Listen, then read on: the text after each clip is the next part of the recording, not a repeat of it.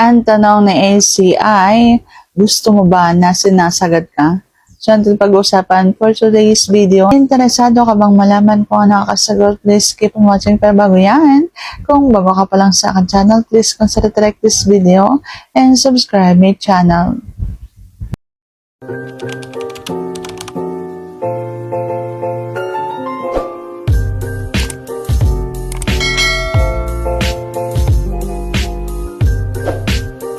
Ang sagot ko ay hindi po, hindi ko gusto yun.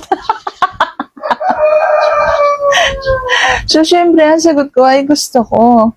Gusto ko po na sinasagad ako at hindi lang po basta sagad-sagad ha. Hindi lang yung hugot, baon. Dapat may pagkayo din po. Hindi masarap na hugot, baon lamang at hugot sagad lamang. Mas masarap po na pagkasagad ay ikinakayod pa po.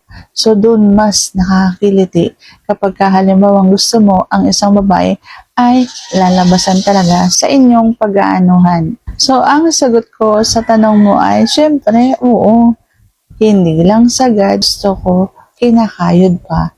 So, sana sagot ko ng tamang tanong. And if you like this video, please consider to like this video and subscribe my channel. Thank you for watching. See you on my next vlog.